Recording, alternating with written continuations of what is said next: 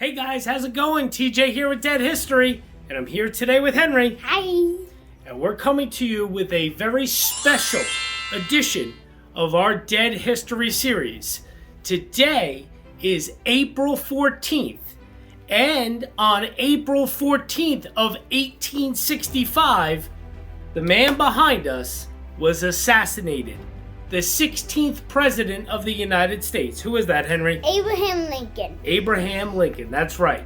And today, just like we did in our John F. Kennedy assassination video on the anniversary of his assassination, we're going to bring you all of Abraham Lincoln's assassination. Oh. That's right. From the conspirators, to the planning, to exactly what went down, to some of their grave sites. And we're even going to show you exactly where John Wilkes Booth escaped to and was on the run for over a week after he assassinated President Abraham Lincoln. Yeah, for only like 2 weeks maybe. Yep, we're going to show you all of that, right? And of course, we're going to show you where it happened. Ford's Theater in Washington, D.C.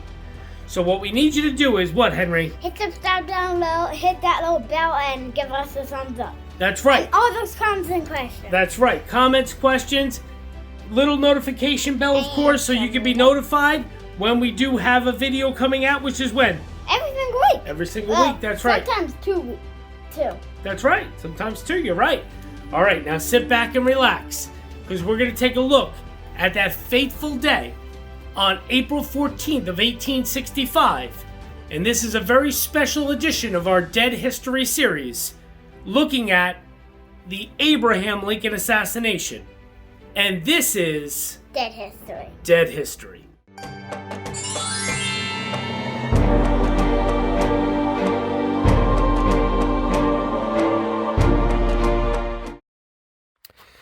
Hey guys, welcome.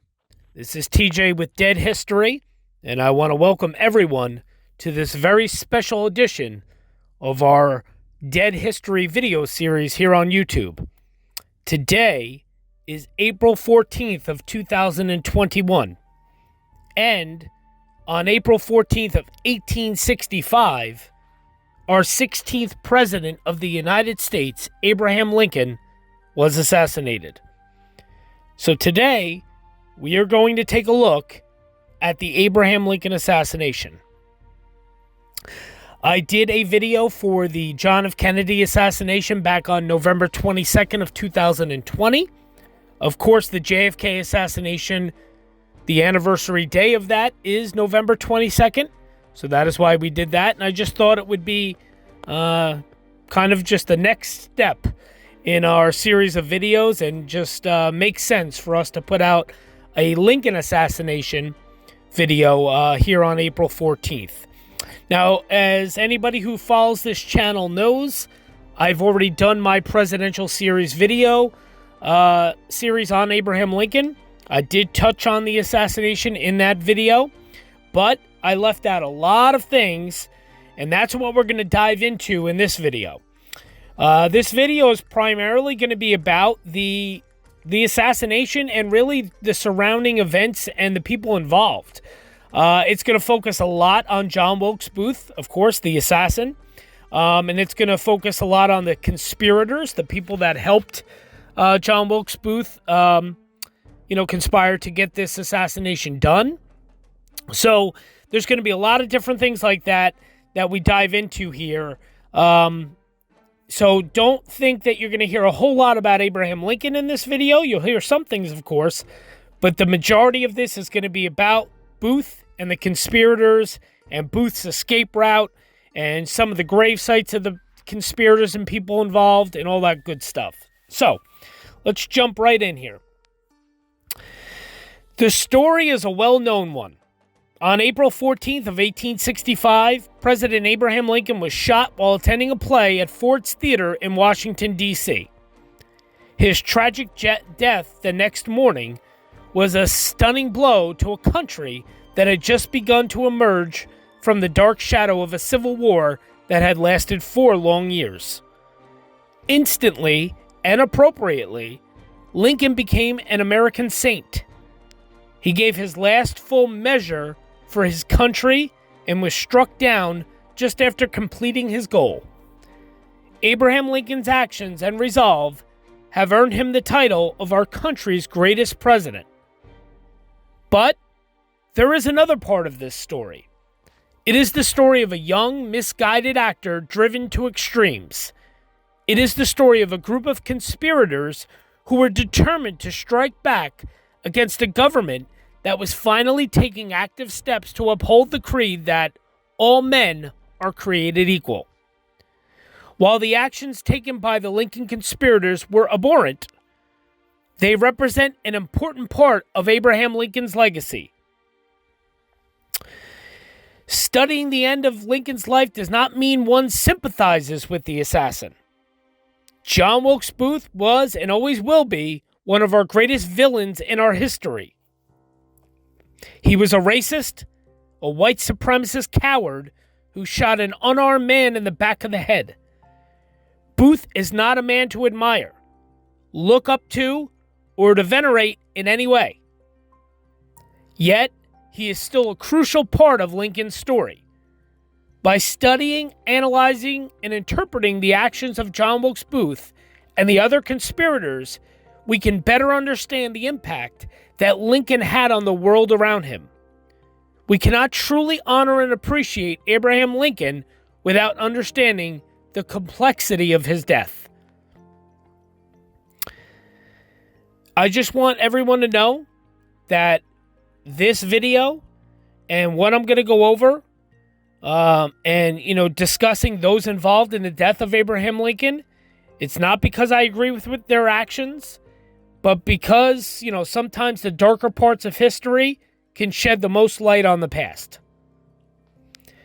You're going to learn in this video about John Wilkes Booth, Lewis Powell, David HEROLD, George ATZERODT, Mary Surratt, Dr. Samuel Mudd, Samuel Arnold, Michael O'Laughlin, Edmund Spangler, John Surratt, and the countless other people who were involved in some way in the story of the Abraham Lincoln assassination. So what I want you all to do now is just sit back and relax, because we're about to dive in to the Abraham Lincoln assassination.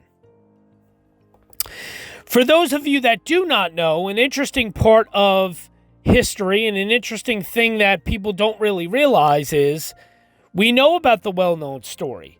We know about Booth, of course, shooting Lincoln at Ford's Theater, Lincoln dying the next day, and Booth escaping, but he was on the run for 12 days. What is lesser known is that Booth did not always plan on killing Lincoln. In fact, the actor's original plan was not to strike a fatal blow. He wanted to abduct Abraham Lincoln, take him to Richmond, and exchange him for Confederate soldiers then held in Union prisons. As Booth wrote to his brother-in-law, John S. Clark, on November 25th of 1864, "My love, as things stand today, is for the South alone, nor do I deem it a dishonor in attempting to make for her a prisoner of this man to whom she owes so much misery." In 1864, General Ulysses S. Grant had stopped all prisoner exchange between the Union and the Confederacy in an attempt to decrease the Confederacy's military capability. The Confederacy did not have as much manpower as the Union, so every soldier counted. Booth said as much to would-be co-conspirator John Surratt. "We cannot spare one man, whereas the United States government is willing to let their own soldiers remain in our prisons because she has no need of the men. I have a proposition to submit to you, which I think, if we can carry out, will bring about the desired exchange." To carry out this plan, Booth enlisted the help of 6 men: John Surratt, or SURRATT, however you want to pronounce it. I pronounce it Surratt. Samuel Arnold, George ATZERODT, Actually, I think it's actually Michael O'Loughlin is the correct pronunciation of his name. David E. Herold, and Lewis Powell. They all had a specific skill or knowledge, which made them an asset to the team. Arnold and O'Loughlin were old friends of Booth. ATZEROT was known for helping Confederate spies across the Potomac River.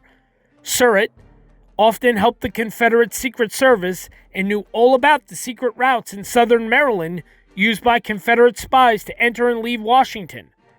Powell had the physical strength to overwhelm the 6'4" president.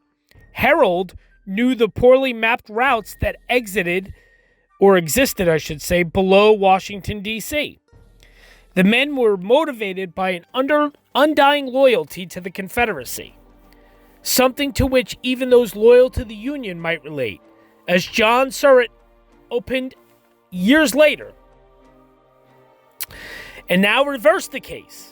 Where is there a young man in the North with one spark of patriotism in his heart who would not have, with enthusiastic ardor, joined in any undertaking for the capture of Jefferson Davis and brought him to Washington?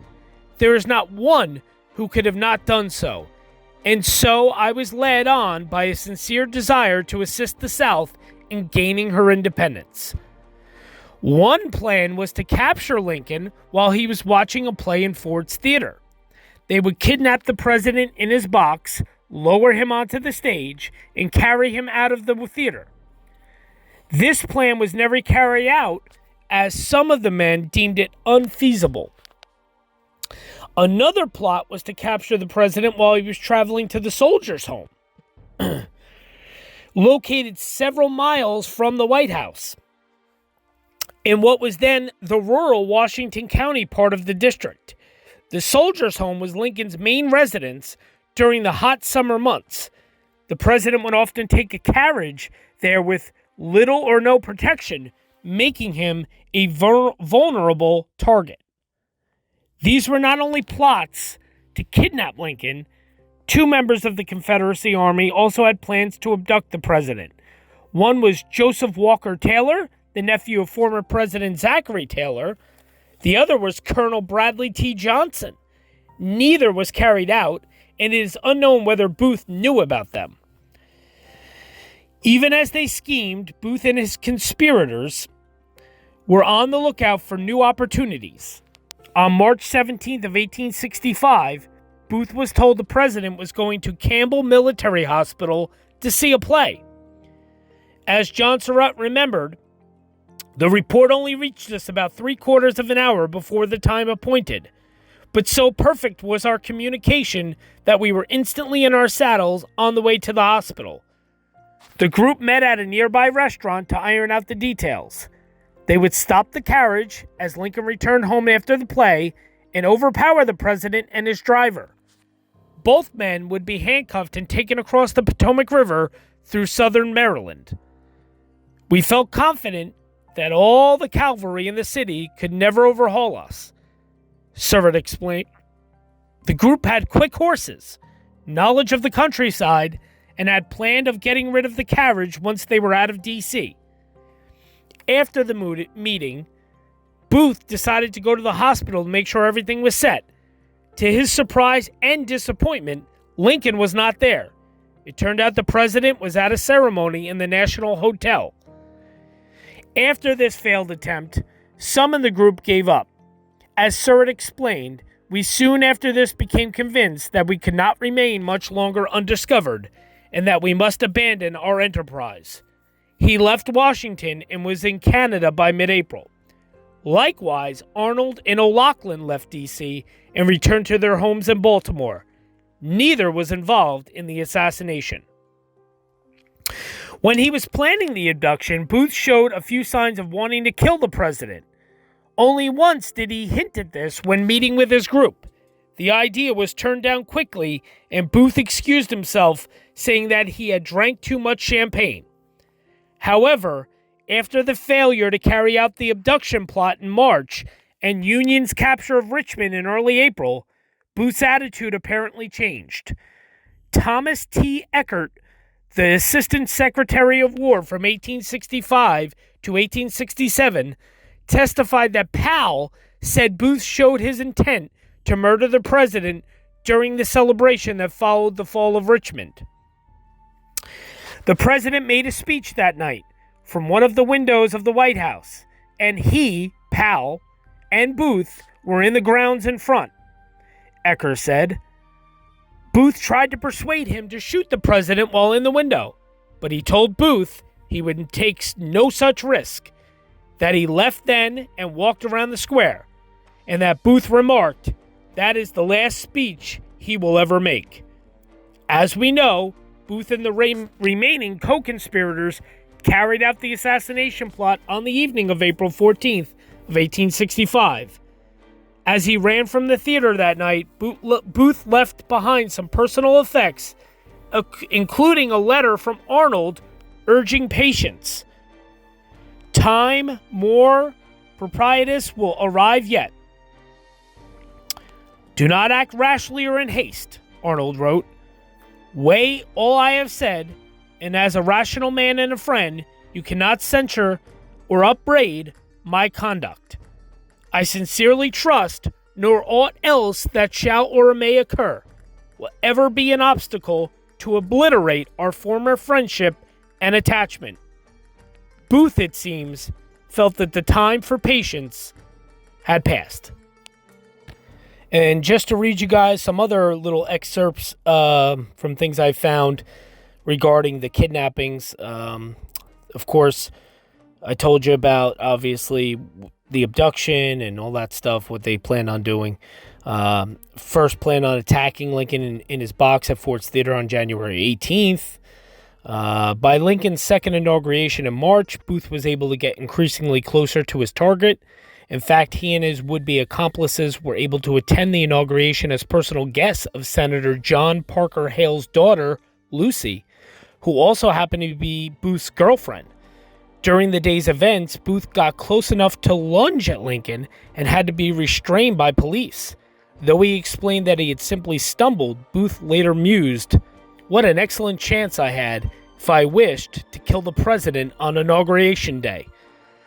In mid-March, Booth met the 6 men to discuss the second kidnapped attempt, which was to occur while the president would be attending a performance of the play Still Waters Run Deep at a hospital. Obviously, we know Lincoln did not show up that time. Though Booth had apparently been considering assassination as an alternative to kidnapping for some time, Lincoln's April 11th speech pushed him over the edge. After the president voiced his intention to allow educated African Americans and all black veterans to vote, Booth declared that it would be the last speech Lincoln would ever give. Sadly, he was right.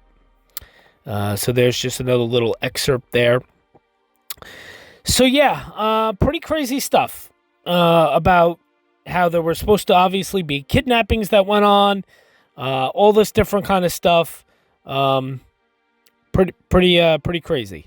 So that's just kind of the background story of what went on as far as Booth and the co-conspirators plan on kidnapping Abraham Lincoln.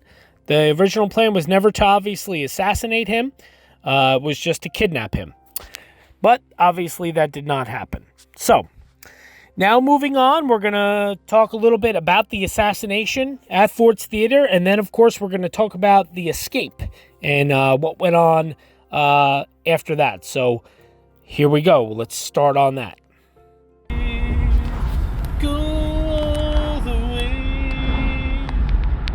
Just hold me right.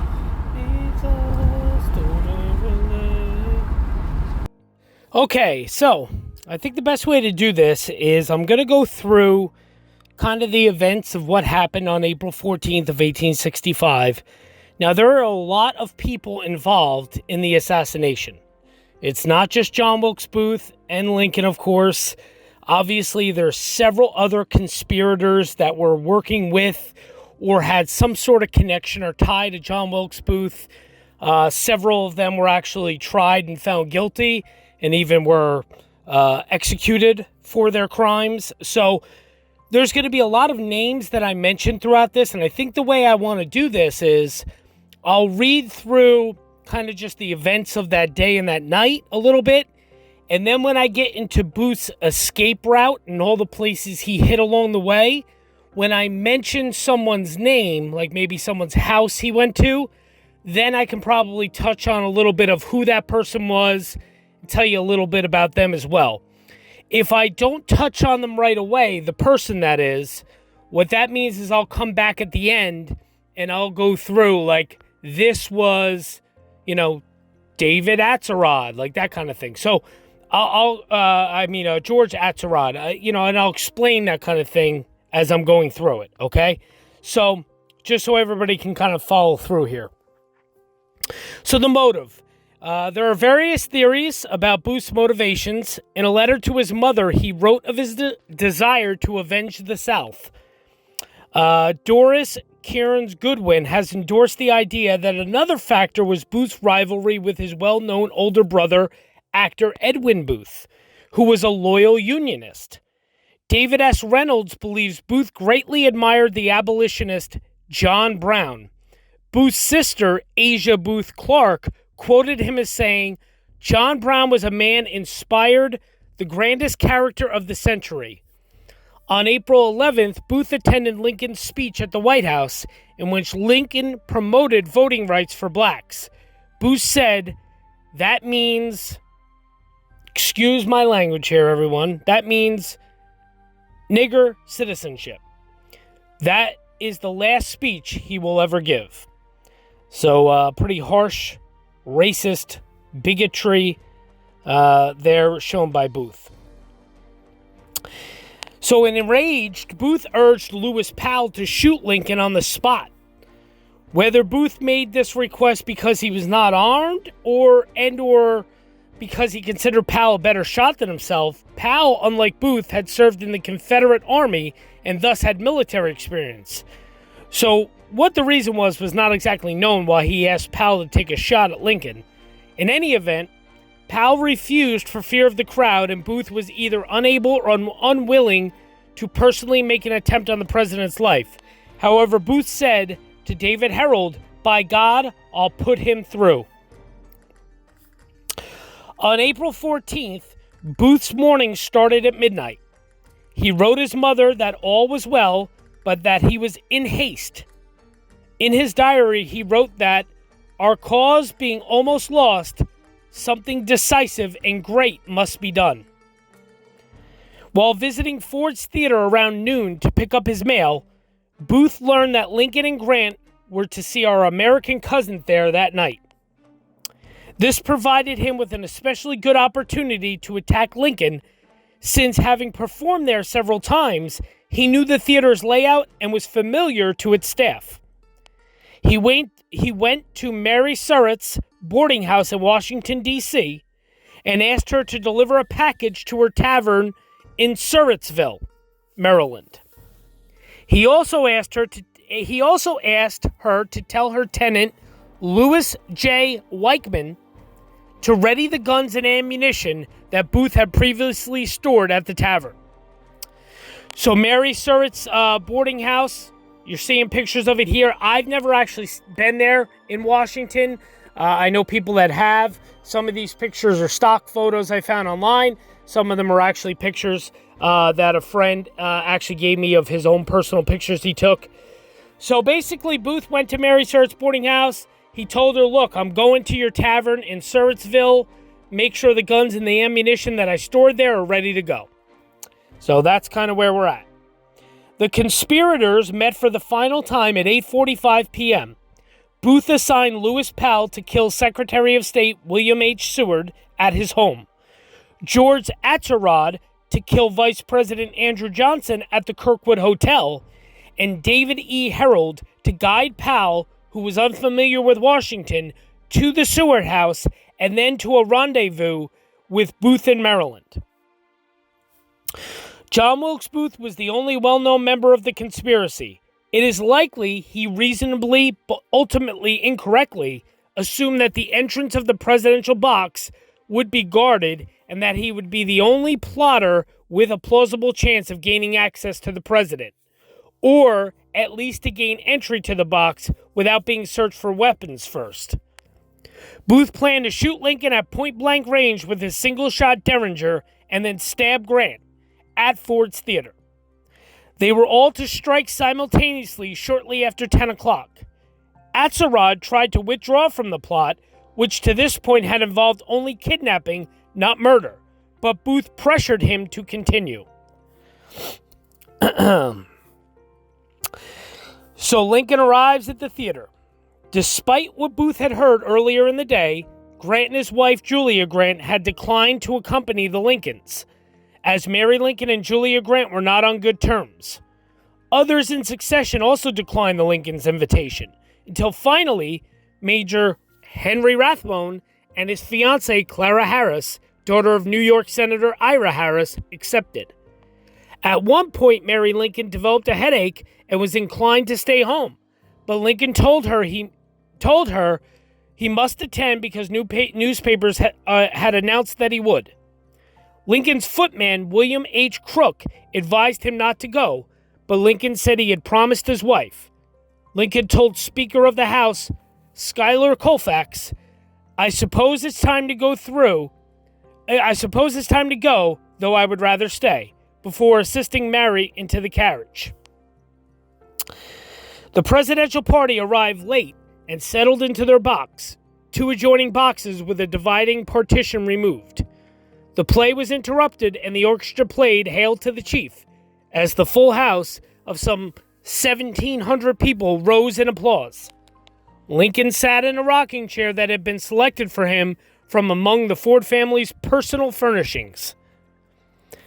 The cast modified a line of the play in honor of Lincoln when the heroine asked for a seat protected from the draft. The reply, scripted as, well, you're not the only one that wants to escape the draft, was delivered instead as, the draft has already been stopped by order of the president.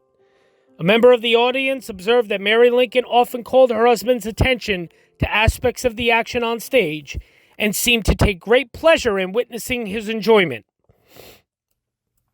At one point, Mary Lincoln whispered to Lincoln, who was holding her hand, what will Miss Harris think of my hanging on to you so? Where Lincoln replied, she won't think anything about it. In following years, these words were traditionally considered Lincoln's last, though N.W. Minor, a family friend, claimed in 1882 that Mary Lincoln told him that Lincoln's last words expressed a wish to visit Jerusalem. So with Crook off duty and Ward Hill Lamone away, policeman John Frederick Parker was assigned to guard the president's box. At intermission, he went to a nearby tavern along with Lincoln's valet, Charles Forbes, and coachman Francis Burke. It was also the same tavern Booth was waiting by, having several drinks to prepare his time. It is unclear whether he returned to the theater, but he was certainly not at his post when Booth entered the box. So just a little bit real quick about John Frederick Parker. John Frederick Parker, as I said, he was a police officer for the Metropolitan Police Department of the District of Columbia. He was one of 4 men detailed to act as the United States President Abraham Lincoln's bodyguard on April 14th. On April 14th, as I just said, Parker was assigned to guard the entrance to the president's box where the 4 were seated. He is known to have, at first, stayed as a signpost, but he later told family members that he was then released by Lincoln until the end of the play. During the intermission, Parker went to a nearby tavern with Lincoln's valet and coachman. Of course, it's unclear if he ever returned to the theater, but he definitely wasn't there when John Wilkes Booth shot the president. Parker was actually charged with neglect of duty and tried on May 3rd of 1865, but no transcripts of the case were kept. The complaint was dismissed on June 2nd of 1865. Despite leaving his post the night Lincoln was shot, Parker was still assigned to work security at the White House. Before Mary Todd Lincoln moved out of the White House following her husband's death, Parker was assigned as her bodyguard. Mrs. Lincoln's dressmaker, Elizabeth Keckley, overheard Mrs. Lincoln yell to Parker, So you are on guard tonight?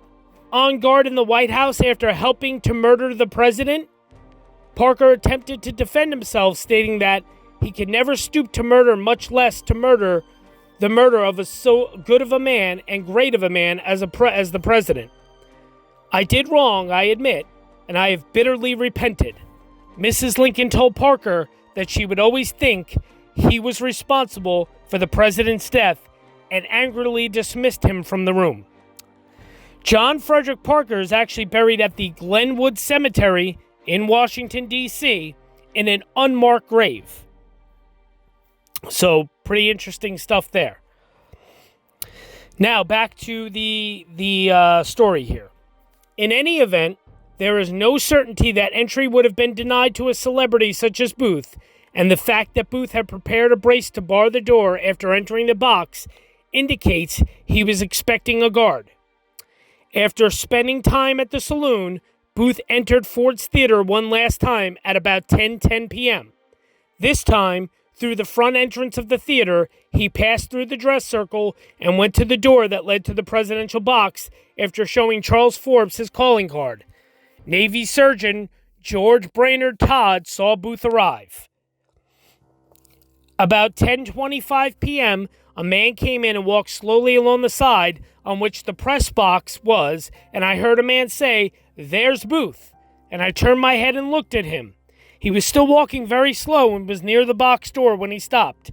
He took a card from his pocket, wrote something on it, and gave it to the usher, who took it to the box. In a minute, the door was opened and he walked in. Once inside the hallway, Booth barricaded the door by wedging a stick between it and the wall. From here, a second door led to Lincoln's box. There is evidence that earlier in the day, Booth had bored a peephole in this second door, though this is not exactly certain. Booth knew the play by heart and waited to time his shot at about 10:15 p.m.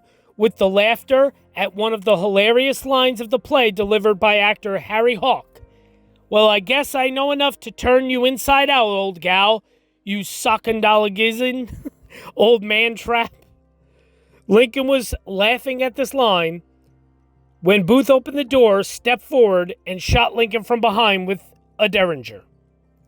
The bullet entered Lincoln's skull behind his left ear, passed through his brain, and came to rest near the front of the skull after fracturing both orbital plates. Lincoln slumped over in his chair and then fell backward.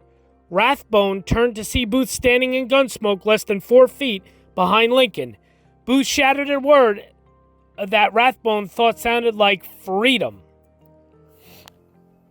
Rathbone jumped from his seat and struggled with Booth, who dropped the pistol and drew a knife, with which he stabbed Rathbone in the left forearm. Rathbone again grabbed at Booth as Booth prepared to jump from the box to the stage, a 12-foot drop. Booth's riding spur became entangled on the Treasury flag decorating the box, and he landed awkwardly on his left foot. As he began crossing the stage, many in the audience thought this was part of the play. Booth held his bloody knife over his head and yelled something to the audience. While it is traditionally held that Booth shouted the Virginia state motto, "Sic semper tyrannis," thus always to tyrants, either from the box or from the stage, witness accounts conflict. Most recalled hearing "Sic semper tyrannis," but others, including Booth himself, said he yelled "Sic semper." Some did not recall saying anything in Latin. There is similar uncertainty about what Booth shouted next in English, either "The South is avenged," "Revenge for the South," or "The South shall be free." 2 witnesses remembered Booth's words as, "I have done it." Immediately after Booth landed on the stage, Major Joseph B. Stewart climbed over the orchestra pit and footlights and pursued Booth across the stage. The screams of Mary Lincoln and Clara Harris and Rathbone's cries of "Stop that man" prompted others to join the chase as pandemonium broke out. Booth ran across the stage and exited through a side door, en route stabbing orchestra leader William Withers, Jr. He had left a horse in the alleyway. As he leapt into the saddle, Booth pushed away Joseph Burroughs, a.k.a. Peanuts, who had been holding the horse, striking Burroughs with the handle of his knife.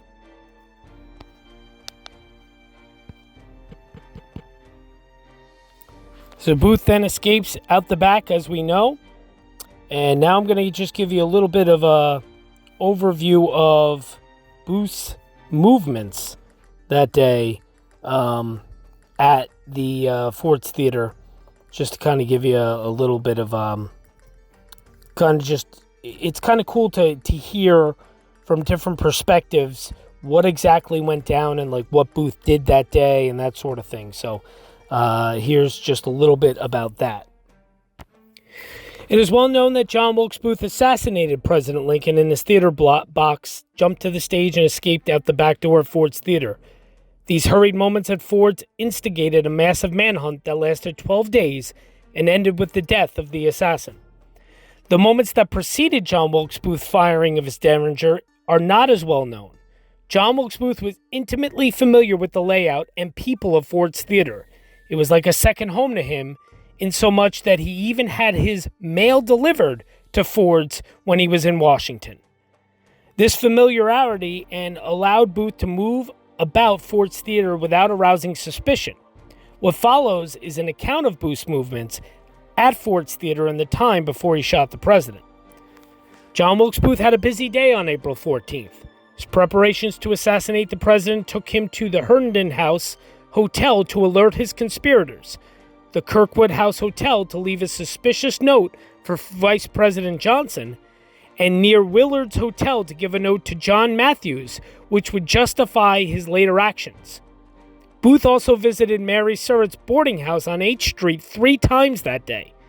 It was after his third visit, where Mrs. Surratt confirmed she had given John Lloyd the message that parties would be calling for the hidden weapons tonight, that John Wilkes Booth walked to Ford's Theater. He first went into the Star Saloon owned by Peter Totteval. It was located right next door to Ford's Theater. He briefly drank there with some of the stagehands from Ford's, including Edmund Spangler. Since the play for the night, Our American Cousin was at an intermission, he found himself drinking alone when the men were called to curtain. From the Star Saloon, Booth made his way to Baptist Alley behind Ford's Theater and got his horse, a bay mare, out of her stable. Spangler built the stable for Booth and took care of it for him. Booth walked his horse to the back door of Ford's Theater. At the back door, Booth called for Spangler, who he had hoped would hold his horse until he would need it. Booth was told by another stagehand that Spangler was needed for an upcoming scene change, and so Booth waited with his horse. After the change, Spangler came out and agreed to hold Booth's horse.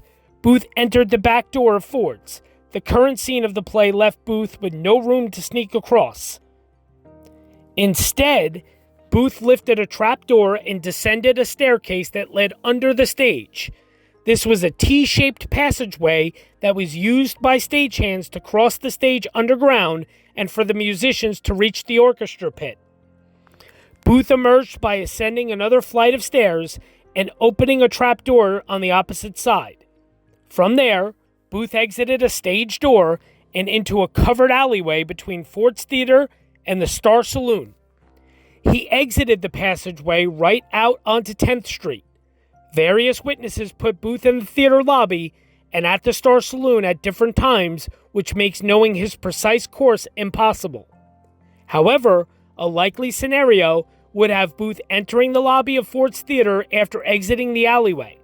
He walked past the ticket taker, John Buckingham, who instinctively held out his hand for a ticket until he realized it was Booth. Buckingham said that Booth entered the theater and stood behind the seats watching the production and the president's box for some time. As this was going on, Edmund Spangler had grown tired of caring for Booth's horse. He called for Peanut John, a.k.a. Joseph Burroughs, a young man who acted as an errand boy for the theater, to come out and take his place. With Peanut holding the reins, Spangler returned to work. Real quick on Peanut. So Peanut, or as he's known, Joseph Burroughs, his name at the trial the trial of the conspirators, is given as Joseph Burroughs. But as far as anybody knows, he's still a mysterious figure. There's even a man, Tom BOGAR, who was the author of Backstage at the Lincoln Assassination. He was even unable to track him down. I'll just read you a little excerpt. After the dinner break, Holt recalled Peanut to explain how Spangler had modified the stable behind the theater for Booth, then sold Booth's horse and buggy. Spangler, he said, had acted at the direction of Booth and Gifford. Peanut then stepped out of the witness box and out of the pages of history. Any number of theories and stories, most likely, don't really know what the real true whereabouts or who about Peanut's identity and life after the trial have emerged over the intervening century and a half, including a statement by Harry Hawk in 1909, Harry Hawk the actor, that Peanut was alive and well and selling cough drops on the streets of Washington. Newspaper articles about various Peanut Johns living well into the 20th century in New York and Massachusetts cropped up from time to time, but no concrete evidence to support any of them has ever surfaced. Bottom line is, Peanut John Joseph Burroughs, I spent a lot of time, and I mean a lot of time, trying to track down who this man was and what he was about. I could not. I tried very hard. It just was not happening. So, unfortunately, I tried to look to see if I could maybe find a gravesite of his. It didn't happen. So, unfortunately, that's all I really know about Peanut John, who held Booth's horse for him outside of Ford's Theater that night. Okay, moving on.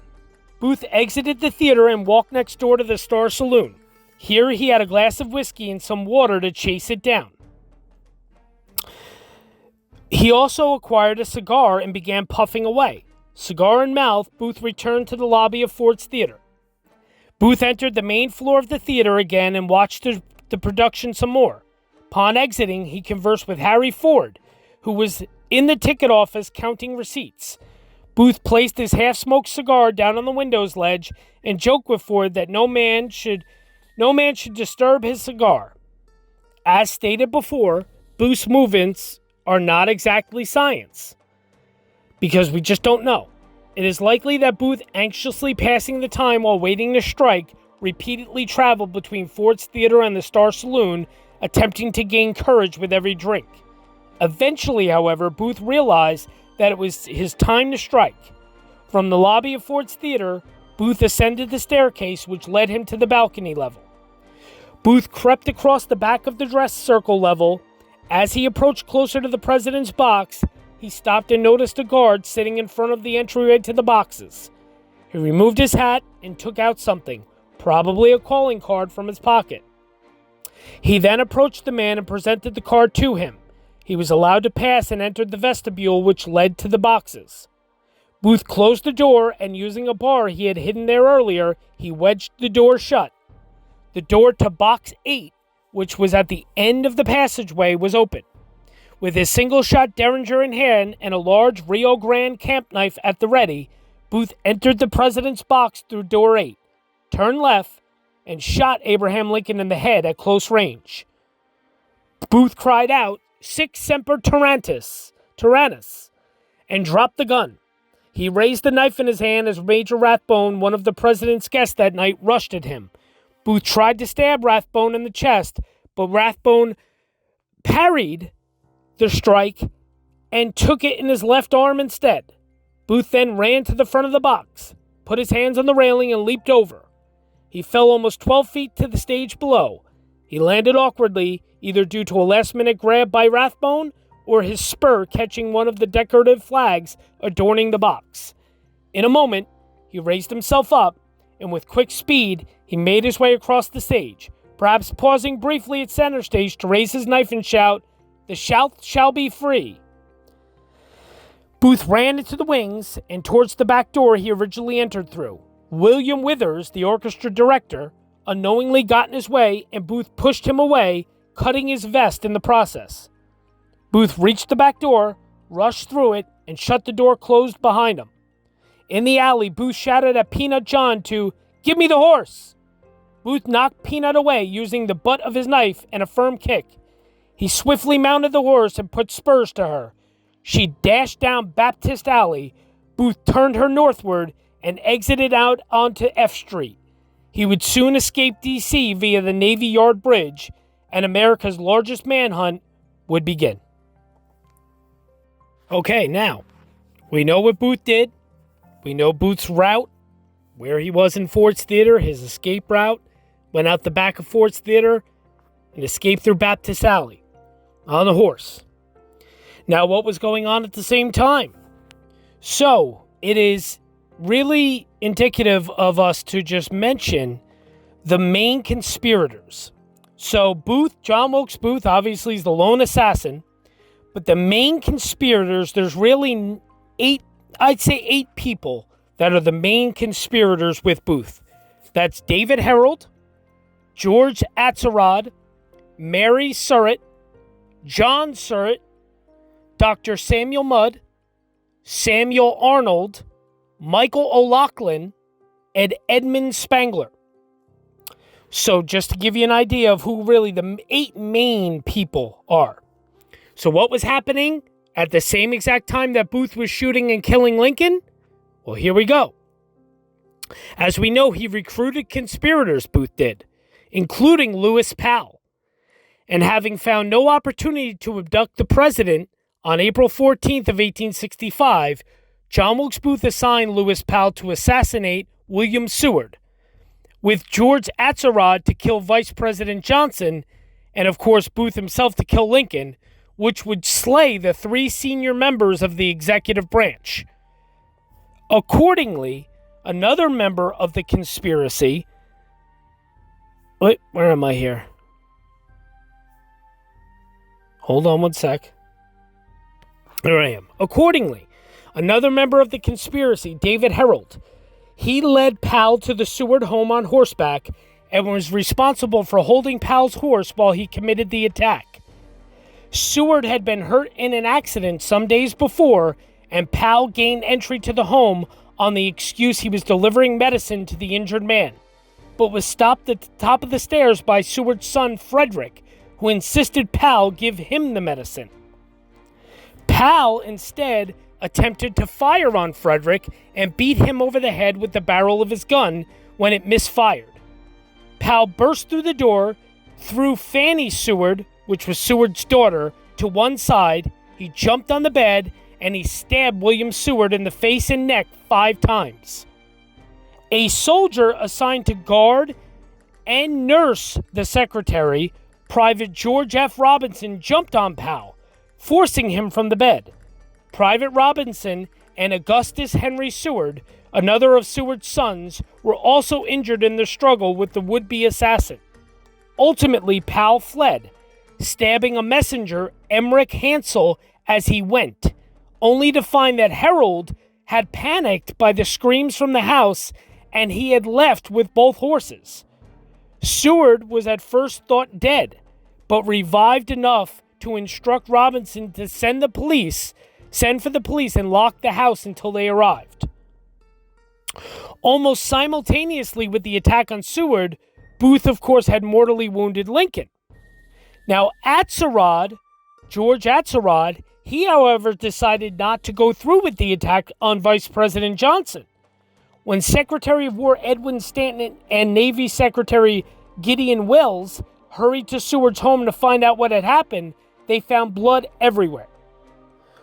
All 5 men injured that night at the Seward home survived. Powell was captured the next day at the boarding house of Mary Surratt, and he was hanged on July 7th of 1865 along with HEROLD, ATZEROT, and Surratt. They were all convicted as conspirators in the Lincoln assassination. Their deaths occurred only weeks after that of Seward's wife Frances, who never recovered from the shock of the assassination. Hey, so I did want to just touch on something real quick. I wanted to show a few pictures of where the William Seward house was. The pictures that you're seeing here on your screen, those are some old drawings and photographs of where the William Seward house was in Washington, D.C. It's actually right around the corner from where the White House is. As a matter of fact, it's literally like maybe 100 yards from the White House. It's not very far. That is obviously where Payne Powell, whatever you want to call his last name, but Lewis Powell, that's where he attacked Seward.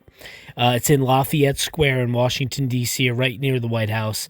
The Seward home was actually torn down in the 1960s, and it is currently occupied by a courts building. So that's the pictures you're seeing here on the screen. I've actually tried to go over here and see this plaque that you're also seeing that stands on the wall or sits on the wall of the courts building. But unfortunately, there's always construction and such, and I'm never able to get close enough to the building to do so. So that is the William Seward House right there in Washington, D.C. Now, also what you're going to see here on your screen is actually my visit to William Seward, Secretary of State William Seward's gravesite, which is in Fort Hill Cemetery in Auburn, New York. He's actually buried there in Fort Hill Cemetery with everybody, all his family, and yes, Augustus Henry Seward and Frederick William Seward, the two sons that were involved in the assassination attempt on their father, on William Seward's life. They are buried right there next to him as well. I don't have any up-close shots of their grave sites, but you'll see kind of the row of all the Seward graves that you're probably seeing here on your screen.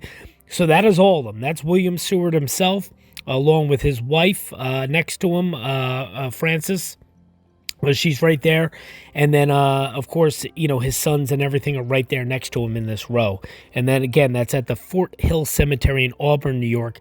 These pictures you're seeing of the gravesite, those are all my pictures when I visited William Seward's gravesite. Another thing I did want to touch on just real quick, because I realized I didn't really say too much about it, is Lewis Powell. Lewis Powell, obviously, he was another one of the conspirators. He obviously was the man who tried to stab William Seward to death at his home there in Washington, D.C. It's Lewis Thornton Powell, also known as Lewis Payne and Lewis Payne, spelled P-A-Y-N-E or P-A-I-N-E. He was an American Confederate soldier who attempted to assassinate William Henry Seward as part of the Lincoln assassination plot. He was actually wounded at the Battle of Gettysburg. He later served in Mosby's Rangers before working with the Confederate Secret Service in Maryland. John Wilkes Booth recruited him into a plot to kidnap Lincoln and turn the president over to the Confederacy, but then he decided to assassinate Lincoln, Seward, and Vice President Andrew Johnson instead, and he assigned Powell with the task to kill William Seward. Co-conspirator David HEROLD was to guide Powell to Seward's home and then help him escape. But David HEROLD, as I said a few minutes ago, he fled before Powell was able to even exit the Seward home. Powell arrived at the boarding house run by Mary Surratt, mother of the co-conspirator John Surratt, 3 days later while the police were there conducting a search, and Powell was arrested. Powell, Surratt, HEROLD, and George ATZERODT were sentenced to death by a military tribunal, and they were executed at the Washington Arsenal. So, pictures you're seeing on your screen here, that is of pictures of Lewis Powell himself. Handsome, big, strapping young man. He is the guy who did try to kill and stab William Seward to death. And Lewis Powell, his body, most of his remains at least, they have no idea where most of his bones are. The only thing that was donated, and I believe it was donated at one point to the Army Medical Museum, was his skull. His skull, identified basically by a broken jawbone, the result of a kick from a mule during Powell's boyhood. That was turned up as a specimen in the Army Medical Museum, which was located in Ford's Theater.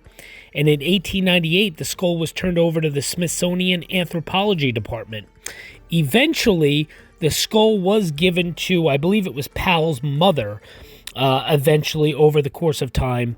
And it's buried next to her in what is called the Geneva Cemetery It is in Geneva, Florida. It's all the way down in Florida. His family was from Florida. So the pictures you're seeing here on your screen, that is of the gravesite of Lewis Powell, or at least the gravesite of his skull. So yeah, he was originally buried at the execution site, but during the next 20 years, his remains were moved and reburied several times, so they just got lost, except for this skull of his. That is what's buried here at the Geneva Cemetery down in Geneva, Florida. These photos are not mine. These photos were actually sent to me by a good friend who's a fellow grave hunter, who does absolutely wonderful, wonderful things and wonderful work. So he sent me these pictures. He's visited there himself personally down there in Geneva, Florida. I have not gotten down there yet. But these are the gravesite of the skull of Lewis Powell. So just wanted to tell you a little bit more about the William Seward house, William Seward's gravesite, and Lewis Powell's life and his gravesite. So there you go. I did want to touch on that real quick. Thanks, guys. Attempt. According to the prosecution, Booth assigned ATZERODT to assassinate Vice President Andrew Johnson. On that morning, ATZERODT booked room 126 at the Kirkwood House in Washington, where Johnson was staying. However, at 10:15 p.m. that night, almost the same moment that John Wilkes Booth pulls the trigger at Abraham Lincoln while watching the comedy Our American Cousin at Ford's Theater, as Lewis Powell seriously attacked the injured Secretary of State William Seward and 4 of his residents at his mansion, George ATZERODT could not muster the courage to kill Andrew Johnson. Instead, he began drinking at the hotel. ATZERODT had asked the bartender about Johnson's whereabouts. That aroused suspicion the next day after Lincoln was assassinated. An employee of the hotel contacted the police regarding a suspicious-looking man in a gray coat. The military police then conducted a search of ATZERODT's room on April 15th and found that he had not slept in the night before. He didn't sleep in that room. Additionally, he had a loaded revolver concealed under his pillow, as well as concealed Bowie knife. The police also found a bank book belonging to Booth in the room. ATZERODT was arrested on April 20th, and he was apprehended at the house of his cousin, Hartman Richter, in Germantown, Maryland. Interesting stuff. So, what I want to get into right now is a little bit about a couple of the conspirators here. All right, so I think the first one I'll touch on here is Edmund Spangler. He was the guy. Edmund Ned Spangler was an American carpenter and stagehand who was employed at the Ford's Theater at the time of Lincoln's murder, of course. He and 7 others were charged in conspiring to assassinate Lincoln, and 3 other high-level government officials, of course. Spangler was the only one found not guilty of the conspiracy charge. Even so, he was found guilty of helping Lincoln's assassin, John Wilkes Booth, escape, and he was sentenced to 6 years of hard labor. So Edmund Spangler, yeah, he was there, obviously. He's the one that Booth got the horse from. He's the one that built the barn for Booth's horse. He was the one that Booth originally asked to hold the horse for him in the back alleyway.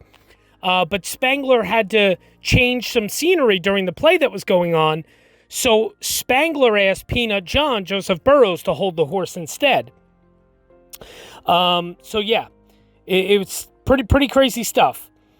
Just to give you a little synopsis about him, during that afternoon, Spangler was asked by his employer, Harry Clay Ford, to help prepare the state box for the president's anticipated attendance that evening. He helped bring in furniture and remove the partition, which converted the 2 boxes, number 7 and 8, into a single box. Later, Booth showed up at the theater and invited Spangler and other stagehands at Ford's out for a drink. Booth indicated to the employees that he might come back for the evening's performance. At about 9:30 p.m., Booth again appeared at the theater. He dismounted in the alley to the rear of Ford's and asked for Spangler. When Spangler came out, Booth asked him to hold the mare he had hired from the stables of James W. Pumphrey. Pumphrey had warned Booth that the horse was high-spirited and she would break her halter if left unattended. Spangler explained he had work to do and asked Joseph Burroughs, Peanuts, another Ford's employee to do so. So, there you go. So Spangler, he was technically involved. He did go to prison for it. And he is actually buried, interestingly enough, about Spangler, he is actually buried at what is known as the original St. Peter's Old Church Cemetery. It is in Maryland. It's pretty interesting little place, but that is where Spangler is. His grave, his little headstone just says Edmund Ned Spangler, August 10th of 1825 to February 7th of 1875. And the little placard tombstone was erected by the SURRATT and Dr. Samuel A. Mudd Societies. So interesting stuff. So yes, Edmund Spangler buried there in the original St. Peter Cemetery in Waldorf, Maryland. And he was one of the conspirators. He was found not guilty of conspiring, but he was found guilty of helping, basically aiding and abetting, Wilkes Booth's escape. So that is just a little bit about Edmund Spangler. The other guy I want to touch on here is George ATZEROT. George ATZEROT was a conspirator with Wilkes Booth. He was assigned to assassinate Vice President Andrew Johnson, but he lost his nerve and he made no attempt. He was executed along with 3 other conspirators by hanging. He was involved. He was arrested at his cousin's house, as I said, in Germantown, Maryland. And he was executed along with Mary Surratt, Lewis Powell, David HEROLD, and George ATZEROT on July 7th of 1865 in the courtyard of Washington Arsenal, which is now Fort McNair. So he was hanged. He was found guilty. He definitely was one of the people involved. There's no doubt about it. Here's the interesting thing about ATZEROT. ATZEROT, there is very much debate about ATZEROT's burial site, grave site. A lot of people think he's lost. I'm here to tell you he's not lost. I'm going to give you a little information here. Okay, so after Mary Surratt, Lewis Powell, David HEROLD, and George ATZEROT were executed for their involvement in Lincoln's assassination, their bodies were buried on the old Arsenal prison grounds. The graves and pine boxes that would hold the quartet are seen in the execution photographs of the conspirators, merely a stone's throw from where the scaffold stood. John Wilkes Booth's body had previously been deposited at the old Arsenal grounds, having been secretly buried underneath the floor of a supply room. This impromptu cemetery would also hold the body of Confederate officer Henry Wirz after he was tried and executed for the atrocities at his Andersonville prison. His pine box would lay right alongside those of the Lincoln Conspirators. Okay. The bodies of all these individuals would stay under the Arsenal grounds until the waning hours of Andrew Johnson's presidency. Less than a month before leaving office, Johnson allowed the family members of the conspirators to take possession of their loved ones' bodies. Booth's body was interred in the family plot at Greenmount Cemetery in Baltimore, Maryland. Mary Surratt was interred at Mount Olivet Cemetery in Washington, D.C. David HEROLD was interred in the family plot in D.C.'s Congressional Cemetery. The final disposition of all Lewis Powell's remains is still being researched by his biographer, Betty Owensby. But his skull somehow made its way into the collection of the Smithsonian before being discovered and subsequently buried next to his mother in Geneva Cemetery in Florida. While finding Powell's remains is more of a modern mystery, for over 100 years there was very little known about where George ATZEROT's final resting place was. Through the research of people throughout the years, it seems as though the mystery of George's burial was solved. After receiving permission to take possession of his brother's body, John C. ATZEROT, a former detective on staff of the Maryland Provost Marshal, transferred George's remains to the Northern D.C. Cemetery. Glenwood records show that on February 17th of 1869, George's body was placed in a holding vault. John had apparently decided to purchase a lot in Glenwood in which to bury his brother. Some newspapers reported on the arrival of Mrs. ATZEROT from Baltimore to attend the reinterment of her son in D.C. It looked like George would spend the rest of eternity in Glenwood Cemetery. In 1854, the Second Evangelical Lutheran Congregation of Baltimore purchased 4 acres in Baltimore's Druid Hill for use as a cemetery. Between 1854 and 1868, the Second Evangelical Church divided into 3 congregations: St. Paul's, Emmanuel, and Martini Evangelical.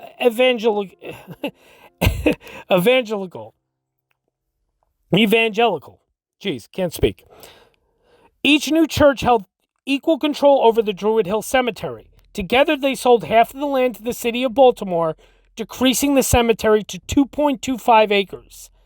St. Paul's Evangelical Lutheran Church, one of the 3 newly formed churches, was located in Baltimore on the corner of Saratoga and Fremont Streets. 1 block south of that intersection was Lexington Street. Living on Lexington Street and probable members of St. Paul's congregation was Gottlieb Taubert and his wife Mary. Gottlieb and his wife were both German immigrants. Specifically, Mary Taubert's maiden name was Mary ATZERODT. She was the daughter of Henry and Victoria ATZERODT and sister to George ATZERODT. Mary and Gottlieb had married in 1860 when they were 18 and 24 respectively.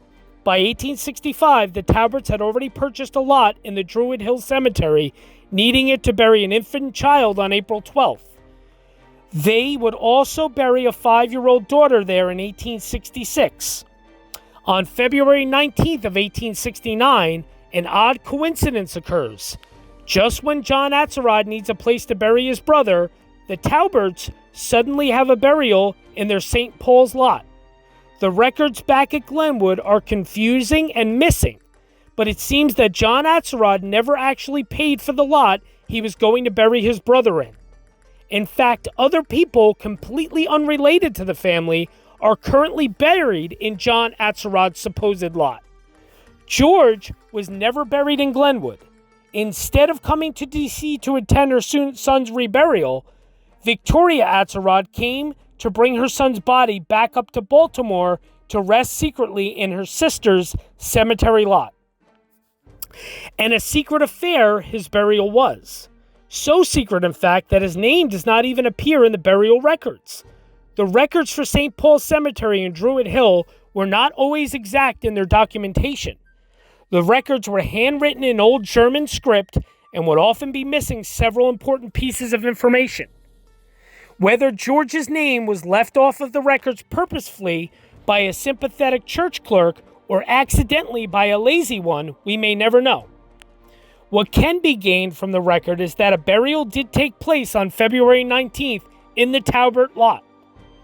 In his 1984 article for the SURRATT Courier, Percy Martin cited the record as describing the deceased as Gottlieb Taubert, aged 29 years. In the book, Records of St. Paul's Cemetery by Elaine and Kenneth Zimmerman, they show it as being a child of Gottlieb Taubert and being 29 days old, not years. The discrepancies between the two is understandable. Reading handwriting in German script is tedious and difficult. While I personally have not seen the original record, it is likely that both accounts stated above are different interpretations of the same record. The Zimmermans, familiar with how records for children often lacked any name except for the parent, took Gottlieb Taubert to be the name of the deceased's father. When presented with an age of 29 years, they fixed what they assumed was a mistake and recorded a more reasonable age for an unnamed child, 29 days. Mr. Martin, knowing that the age of the 29 years could be consist with George ATZERODT, though George actually turned 30 while in prison, took the name of Gottlieb Taubert to be the name that George was buried as. Either way, Gottlieb Taubert was not a fictitious name as it sometimes is stated. It was the name of George's brother-in-law. The most likely scenario is that George was buried namelessly and not under a pseudonym. Gottlieb's name was attached to the record just like it was for his 2 young children because the burial occurred in his lot. Victoria ATZERODT died on January 3rd of 1886, 3 months shy of her 80th birthday. She was buried right alongside her poor son George in the Taubert lot. Gottlieb Taubert himself died in April of 1925. The final burial in the Taubert lot was Mary ATZERODT Taubert on September 15th of 1928. St. Paul's Cemetery is located in the middle of Baltimore's Druid Hill Park. It is currently maintained by Martini Lutheran Church, the last of the 3 divided churches still in operation. Though vandals severely damaged many of the stones in the cemetery in 1986, the church has slowly been righting and restoring the stones. The Taubert lot is a vacant one, however. There is no sign that the lot ever bore a stone for any of the ATZERODTs or the Tauberts. The name of the cemetery, St. Paul's, has caused a lot of confusion for those looking to find George ATZERODT's final resting place. Despite what is on Find a Grave, George is not buried in the St. Paul's Cemetery located off of Martin Luther King Jr. Boulevard in downtown Baltimore. Rather, he is in the St. Paul's Cemetery located in the middle of Druid Hill Park. Specifically, the ATZERODTs and the Tauberts are buried in lot number 90. Had it not been for the research of people over the years, George's resting place may never have been known.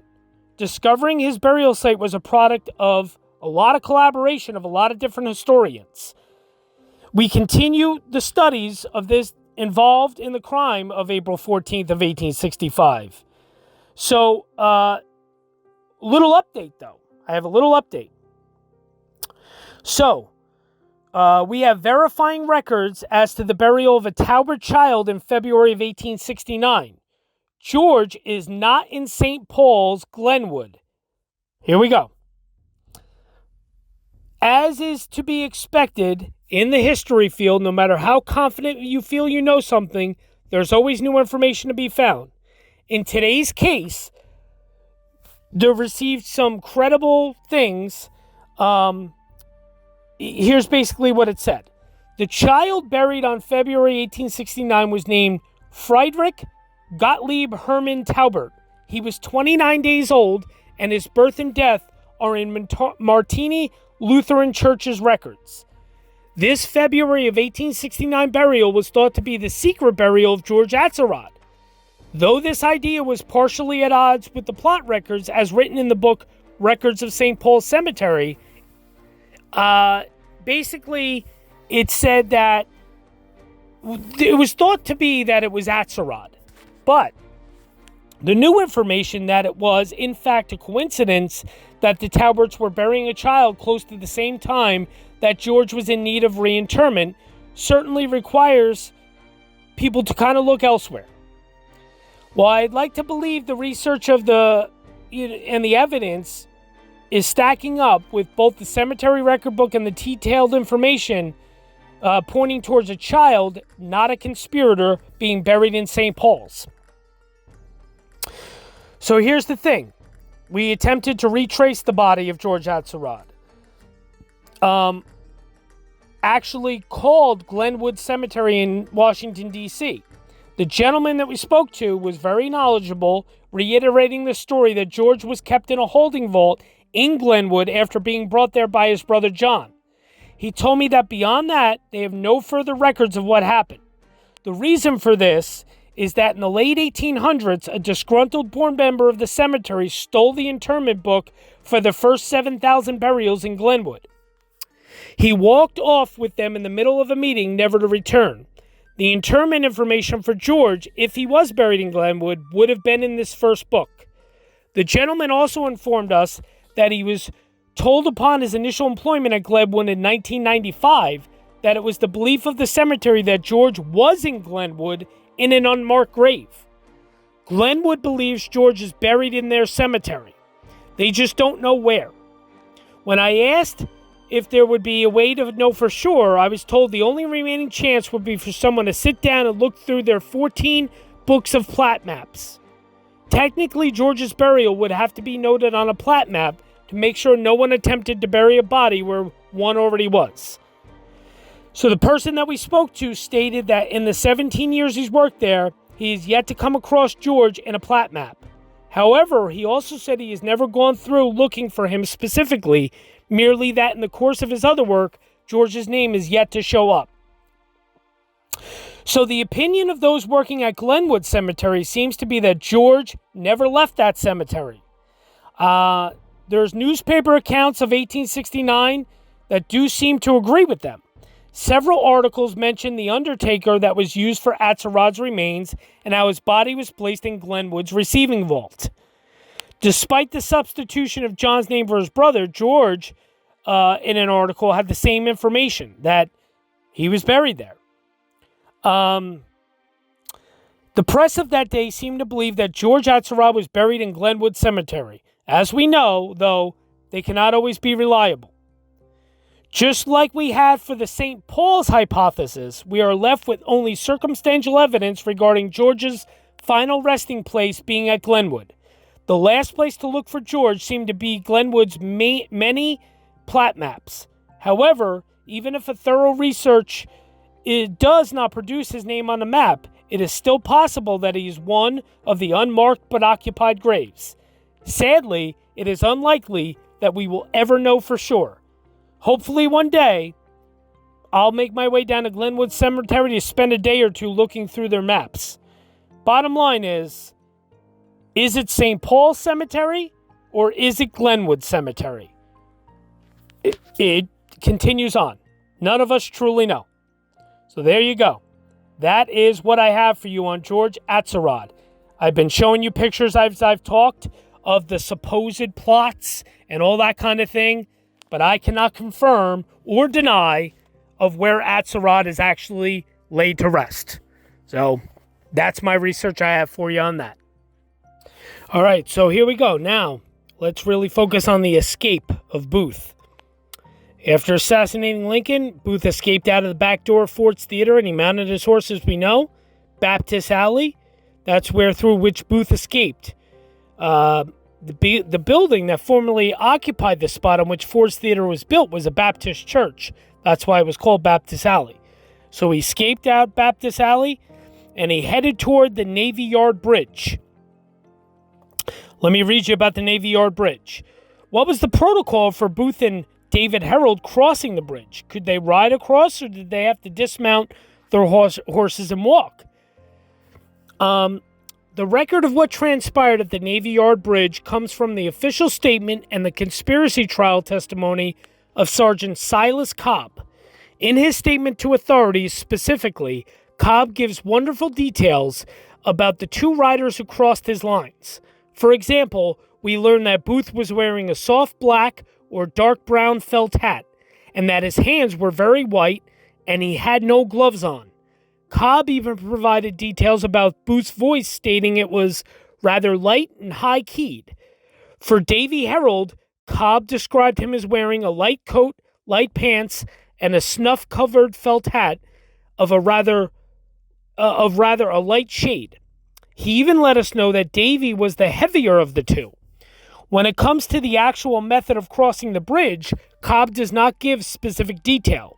This is probably due to the fact that crossing people over the bridge was so commonplace to Cobb that he didn't consider the way in which Booth and HEROLD did it to be any more notable than any other person. He does provide a few statements that we can piece together, though, to paint a seemingly accurate picture of what the process was. When both men approached the bridge, the sentry challenged them, assumedly by asking, "Halt, who goes there?" or "Friend or foe?" Booth and HEROLD both replied, "A friend," and Cobb began his interrogation of them. In the trial testimony, Cobb is asked a question about his encounter with David HEROLD. "Did you have a good view of his face? Was there a light?" Cobb replied, "I did. I brought him up before the guard horse door so that the light shone full in his face and on his horse."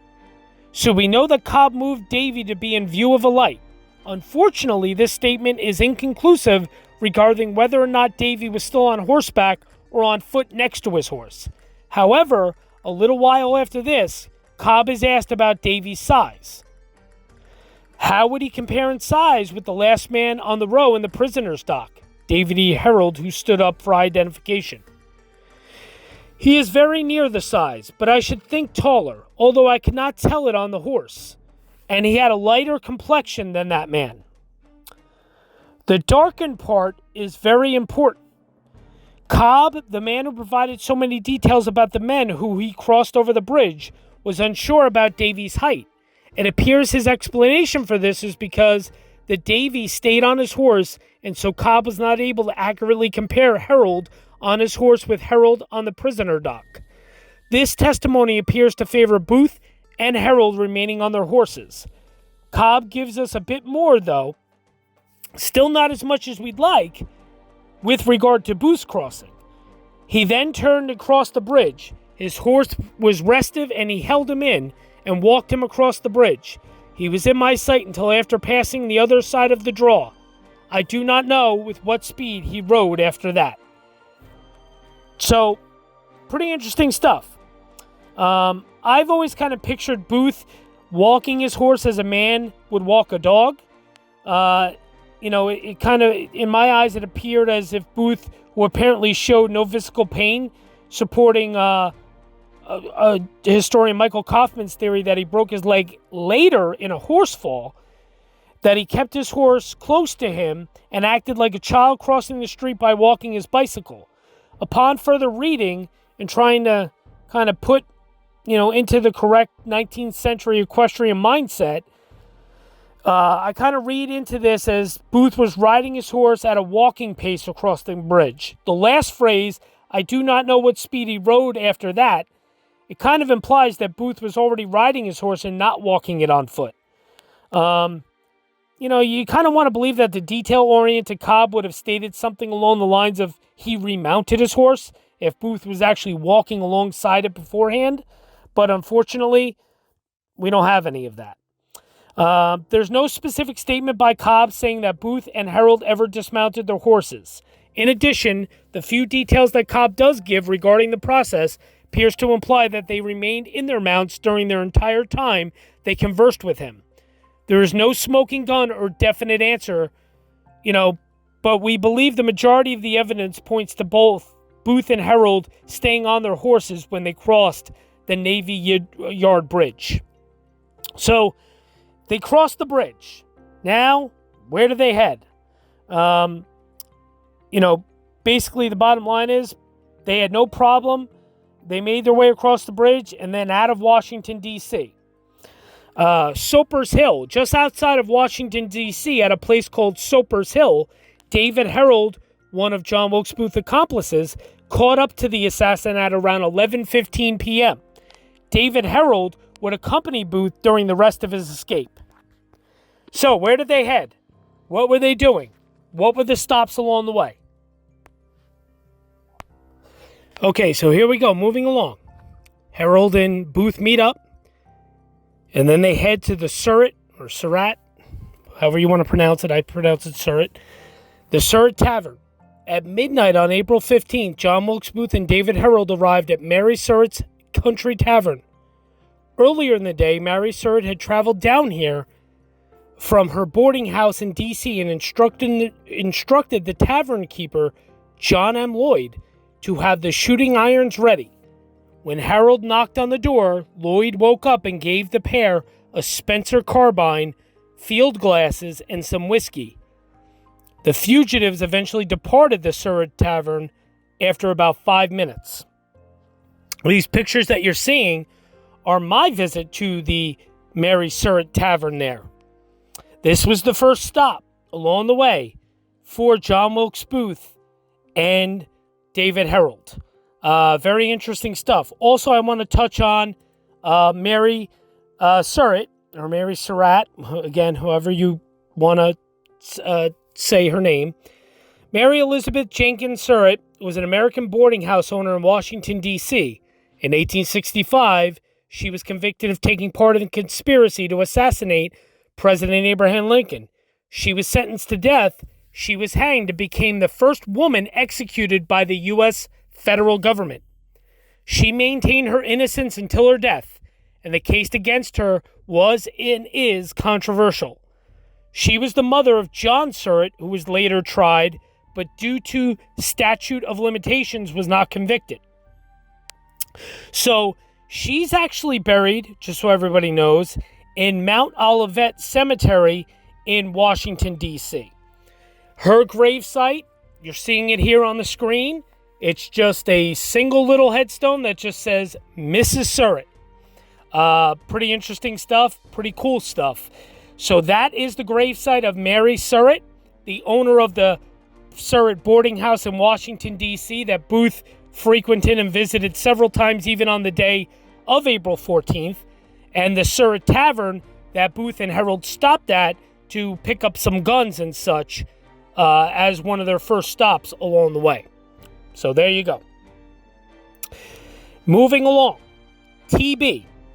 At around 1 a.m. on April 15th, John Wilkes Booth and David Herold could be heard galloping fast through the small village of TB. When John Wilkes Booth was planning his abduction plot in the fall and winter of 1864, he allegedly scouted around TB for individuals who might assist him. TB, just so everybody knows, was a small village 5 miles south of Surrattsville where the Surratt Tavern was. So, pretty interesting stuff. Then, Herold and Booth arrived at Dr. Samuel Mudd's house. The exact route that John Wilkes Booth and David Herold took to Dr. Mudd's is unknown, but they arrived at the home around 4 a.m. on April 15th. Booth had met Dr. Mudd before and had even stayed at his house during the fall of 1864, when Booth was planning his abduction plot. Dr. Mudd would set John Wilkes Booth's broken leg, and the fugitive would rest here during the day of April 15th. So interesting stuff. Dr. Samuel Mudd, his house, you're seeing on your screen now, that's the pictures of his house that Herold and Booth stayed at. Dr. Mudd did. He is the one who obviously fixed his leg, fixed Booth's leg, broken leg. Just very interesting stuff. Now, Dr. Samuel Mudd was arrested and charged with conspiracy to murder Abraham Lincoln. Representative Frederick Stone, who was the senior defense counsel for Mudd, on May 1st, President Johnson ordered the formation of a 9-man military commission to try the conspirators. Mudd was represented by General Thomas Ewing Jr. The trial began on May 10th. So basically, the trial went on, and on June 29th of 1865, Samuel Mudd was found guilty with the others. The testimony of Louis J. Weichman was crucial in obtaining the convictions. According to historian Edward Steers, the testimony presented by former slaves was also crucial, but it faded from public memory. Dr. Mudd escaped the death penalty by 1 vote and was sentenced to life imprisonment. So, yeah, pretty interesting stuff. There was actually an outbreak of yellow fever in the fall of 1867 at Fort O'Loughlin, at the fort where he was. Michael O'Loughlin, that is, he eventually died of the yellow fever. Dr. Mudd, eventually, he was just 49 years old when he died of pneumonia. He died on January 10th of 1883, and he's actually buried in the cemetery of St. Mary's Catholic Church in Bryantown, Maryland, the same church in which he once met John Wilkes Booth. So, Dr. Mudd, this is also his burial site, his grave site at that church. So you saw his house where Booth and Herold went, and you see Dr. Mudd's burial site. So pretty interesting stuff. Pretty cool stuff there. Okay, so moving on. We saw Dr. Samuel Mudd's house, and then John Wilkes Booth and David Herold departed Dr. Mudd's house at around 4:30 p.m. on April 15th. At first, the two men entered the Zacchaeus Swamp, located just behind Dr. Mudd's farm. They became lost and disoriented in the swamping and dangerous territory and emerge a couple hours later and found that they have only gone about a mile away from Dr. Mudd's. They decide instead to skirt around the swamp for now until they can find a guide to help them cross. So that was their next order of business. And then that leads us to Oswell Swan's home. John Wilkes Booth and David HEROLD skirted east around Bryantown where federal troops were stationed, and at about 9 p.m. they arrived at the home of Oswell Swan. After getting some bread and a drink from Swan, the pair hired the man to take them across the Zekiah Swamp to the home of Colonel Samuel Cox, a well-known Confederate sympathizer. Now, Oswell Swan, he had no idea who the two men were at the time. Interestingly enough, doing a little more research on who Oswell Swan was, he was born in Maryland in about 1835 and was a Westort. A Westort is a member of a group of people who with tri-racial ancestry, Native American, Caucasian, and African American. According to Oswell Swan's statement, he had heard about the murder of the president when Booth and HEROLD arrived at his house. However, he had no way of knowing that the two strangers before him were the parties responsible. It was around 9 p.m. on April 15th when Booth and HEROLD came up to Swan, who was on foot. They asked him the way to Mr. William Birtle's place, Hogan's Folly. Birtle's was a well-known Confederate sympathizer, and his farm was used on occasion to shelter Confederate agents. Birtle's home was only about 2 miles from Swan's, and the pair offered Swan $2 to guide them there. Before leaving Swan's house, the pair asked Swan if he had any whiskey. As corroborated by David HEROLD in his account, Swan gave them whiskey and bread before mounting his own horse to leave. And then on the route to Birtle's house, the pair changed their minds. They asked me if I could take them to Captain Cox, Samuel Cox. If so, they would give me $5 more. Swan agreed to this and proceeded to take them via Centerville Road, which is the modern Route 6, across the Zekiah Swamp to Samuel Cox's home of Rich Hill. Pretty interesting stuff there. I won't get into too much more detail, but little other detail. Swan did eventually tell the authorities when he realized who the two men were. He did tell the authorities, the goings-on of what happened. Oswell Swan died on May 2nd of 1890 at the age of only 55, and according to the death certificate, he had been living in D.C. for the past 10 years, residing off of Pomeroy Road in Anacostia. It took forever, really, to decipher the cause of death, which ended up being the Greek word for tuberculosis. And basically, yeah. So, interestingly enough, the death certificate also of Oswell Swan does state that he's buried at Mount Olivet Cemetery. Mount Olivet is the final resting place of Mary Surratt, as I said, and John Lloyd, among others. When I actually spoke to Mount Olivet, it's interestingly enough, Oswell Swan is definitely there. Looking in the old books, the date of the burial and everything, Oswell is indeed buried in Mount Olivet. But the problem is no one knows where, because Oswell must have been really close to destitute when he died, because his grave is marked as a free gravesite in the record books. Due to this, Oswell Swan's grave will have no marker or headstone on it. So, interestingly enough about Oswell Swan, who did help briefly Booth and HEROLD. So moving on here now. So Oswell Swan's home, we told you about that, of course. Swan then helps them to Rich Hill. At 1 a.m. on April 16th, John Wilkes Booth and David HEROLD were led to Rich Hill, the home of Colonel Samuel Cox. Samuel Cox allowed the men to enter his home for a meal, but told them they could not stay there and endanger his family. So Samuel Cox then had his farm overseer, Franklin Roby, lead the fugitives into a nearby pine thicket where they could hide out. Samuel Cox then sent word for his foster brother, Thomas Jones, to care for the men and help them get across the Potomac River. So pictures you're seeing now, that's actually my visit to Rich Hill. That was the home of Colonel Samuel Cox. It's pretty interesting. You know, the guys were led behind his home into the pine thicket, where they hid out for actually a few days.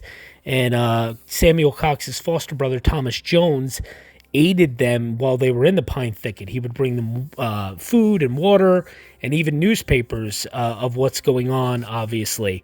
So this is my visit to Rich.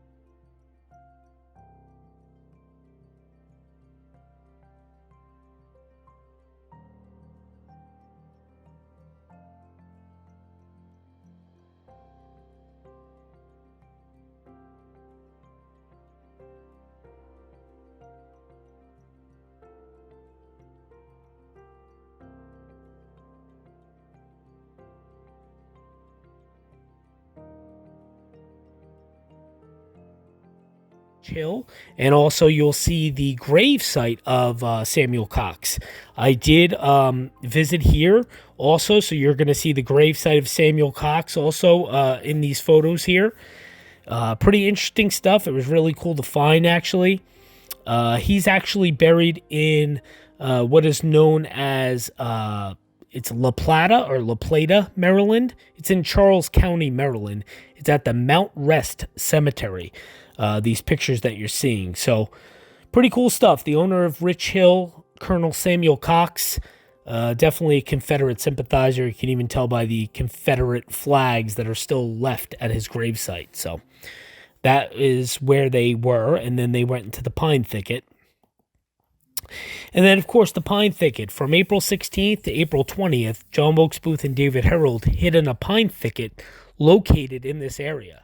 They were cared for by Thomas Jones, who daily brought the fugitives food, water, and newspapers. Thomas Jones watched and waited for the coast to be clear so that he could send the pair off across the Potomac River. So Thomas Jones, he was the foster brother of Samuel Cox. You're also going to see Thomas Jones's house. He definitely was obviously involved. He definitely helped. And I went and saw his grave site as well. So what you're going to see is you're going to see some pictures of Thomas Jones' grave site. And he's buried in, it's actually the St. Mary's Catholic Church Cemetery in Newport, Maryland, which is also in Charles County. Lincoln assassination figure. He was the chief agent of the Confederate Secret Service in Maryland. He lived on a high bluff overlooking the Potomac River on Pope's Creek in Charles County with the Virginia shore across the river. So yeah, interesting stuff about him, Thomas Jones. So yeah, the pictures you're seeing, they're not only of Thomas Jones' gravesite, as I just said, but they're also of Thomas Jones's home, which was known as Huckleberry. The house that Thomas Jones lived at, known as Huckleberry, that is... Jones was living at Huckleberry with his 9 children when Samuel Cox Jr. showed up on the morning of April 16th and beckoned Thomas Jones to return with him to his father's farm of Rich Hill. And at Rich Hill, Jones would learn about Cox's nighttime visitors, and he would be given the task of caring for the fugitives in the pine thicket and the opportunity to get them across the Potomac. So this is Thomas Jones' Huckleberry home and his gravesite. 2 more of the Lincoln, I wouldn't so much call them conspirators, but definitely people that were involved in helping Booth and Herold. That is for sure. So then from the pine thicket, there is a place, and you'll see photos here that I took of a place called Dent's Meadow. After sundown on April 21st, Thomas Jones led John Wilkes Booth and David Herold to a small unnamed stream located in Dent's Meadow on the Potomac. He placed the men in a boat and directed them across to Virginia. They would be unsuccessful during their first attempt, and this was their first attempt across the Potomac. So you're seeing photos of dense meadow. It's just a big open meadow, and then you're kind of seeing photos of basically the Potomac River. This is not exactly where they crossed, but this is within about a mile, maybe, of where they actually first attempted to cross. These other photos you're seeing of the water here, of the Potomac. So pretty cool stuff. So then at Indiantown Farm, you're going to be seeing photos on your screen of Indiantown Farm. It is a private residence. It is still owned today by folks. But this is where Booth and Herold actually ended up landing with their first unsuccessful attempt across the Potomac. On the morning of April 21st, John Wilkes Booth and David Herold discovered that the winds and the waves had pushed them extremely off course. And instead of landing in Virginia, they had been pushed further north and were still in Maryland. David Herold recognized that they were at Indiantown Farm, which was owned by a man named Peregrine Davis. Peregrine Davis. Davis's son-in-law, John J. Hughes, allegedly allowed the two men to sleep in a slave cabin on the property for almost 48 before they tried the Potomac again. So they apparently stayed in a slave cabin. Now, I did not take these pictures that you're seeing of the slave cabin. This was taken by someone else that I know that was lucky enough to visit here, based on the owner's permission, of course. So this is where they supposedly stayed at Indiantown Farm after their first unsuccessful attempt across the Potomac. Okay, then from there, we go to Gambo Creek. John Wilkes Booth and David Herold successfully made landfall in Virginia on the morning of April 23rd after another long night of rowing. They landed at Gambo Creek, one creek north of the target, Macahotic Creek. Macahotic. John Wilkes Booth and his broken leg stayed with the boat while David Herold walked to Mrs. Quisenberry's for help. So pretty interesting stuff. Now, Mrs. Quisenberry's cottage. David Herold walked to Mrs. Quisenberry's cottage after leaving John Wilkes Booth in the boat at Gambo Creek. He chatted with Mrs. Quisenberry's daughter for a time and then convinced an extremely wary Mrs. Quisenberry to help them. She sent a meal back with Herold and then sent for two Confederate agents, Thomas Harbin and Joseph Baden, to help them. Harbin and Baden pawned Booth and Herold off onto a nearby farmer and told him to transport the pair to Dr. Stewart's home of Clayadell. So interesting stuff. Now, Mrs. Quisenberry, a little bit of a backstory. You're going to see pictures on your screen of Mrs. Quisenberry's cottage.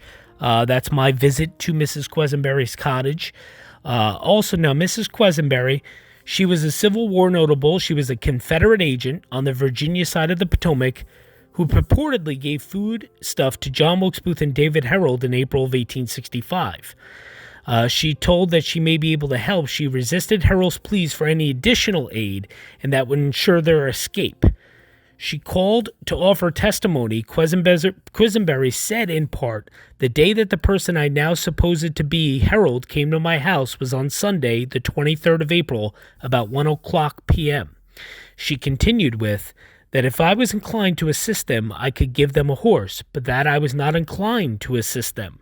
He seemed surprised that I was not willing to assist him. I told him that he must go away. He went off very much put out. He went across the field in the direction where I supposed his brother was. I then called to him and asked him if he had anything to eat. He said no, and I told him I would go to the house and send him something to eat." Mrs. Quisenberry, she's actually buried in Holyrood Cemetery in Washington, D.C., so pretty interesting stuff. Her name was Elizabeth Rousby Green Quisenberry. So interesting stuff. Little side note there for all the travels of Booth and Herold. So then Booth and Herold, they ended up at Claydale. I think it's actually Claydale or Claydale. Claydale is, it was the summer home of Dr. Richard Stewart. These pictures you're seeing are actually, I visited where Claydale is. It's a private residence this day. People own it. Claydale was the summer home of Dr. Richard Stewart. John Wilkes Booth and David Herold were brought here by farmer William Bryant on the late afternoon of April 23rd. At first, Dr. Stewart refused to provide the strangers with any assistance, even medical. Eventually, he provided the pair with a quick meal in the house, and he told the pair they could not stay at his home and suggested they try their luck across the field at the cabin of the Lucas family. So there's Claydale.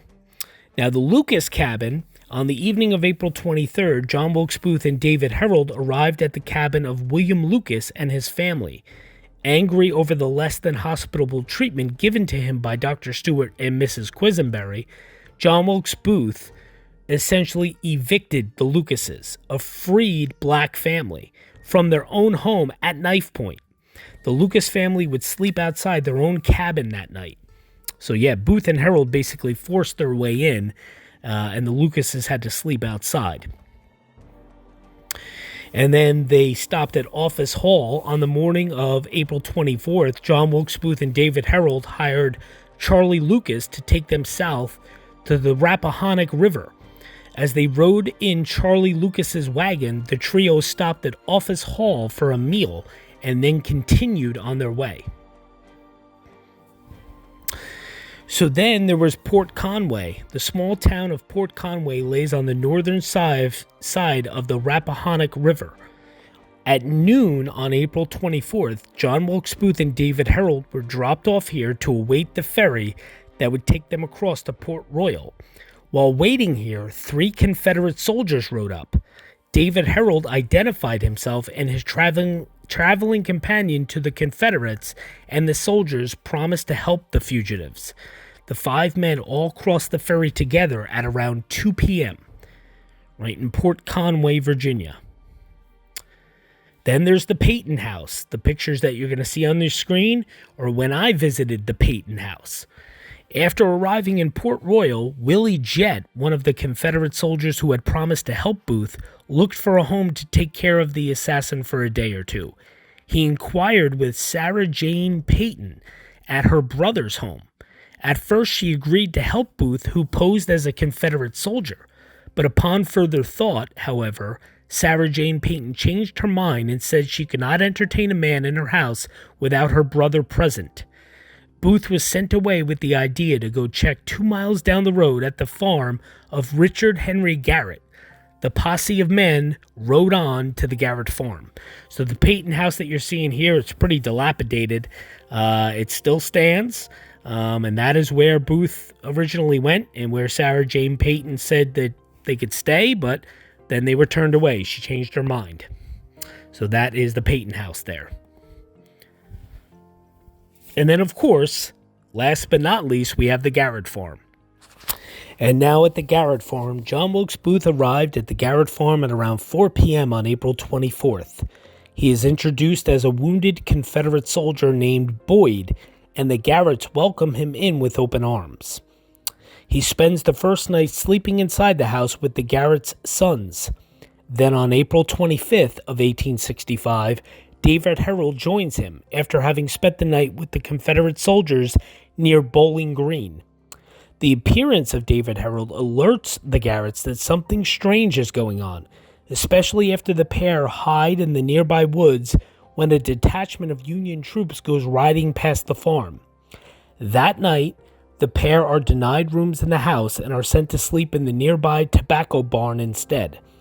At around 2 a.m., on the morning of April 26th of 1865, a detachment of the 16th New York Cavalry arrive at the Garrett farm and surround the barn. Booth is ordered to come out, but refuses. After much parley, David Herold surrenders himself. The detectives decide to set fire to the tobacco barn in order to flush Booth out. As the flames begin to engulf the barn, John Wilkes Booth begins hopping towards the door with the Spencer carbine in one hand and a revolver in the other, preparing to shoot his way out. At the moment, a sergeant by the name of Boston Corbett fires his pistol between 2 of the slats in the barn, striking Booth in the neck. A paralyzed John Wilkes Booth is pulled from the barn and placed on the porch of the Garrett house. Despite care from the soldiers and the Garrett family, the wound is fatal. After looking at his paralyzed hands and uttering the words, "Useless, useless," John Wilkes Booth dies at about 7 a.m. on the morning of April 26th of 1865. One of the greatest manhunts in American history has finally come to an end. And there you have it, folks. That was it. The manhunt for Booth was over.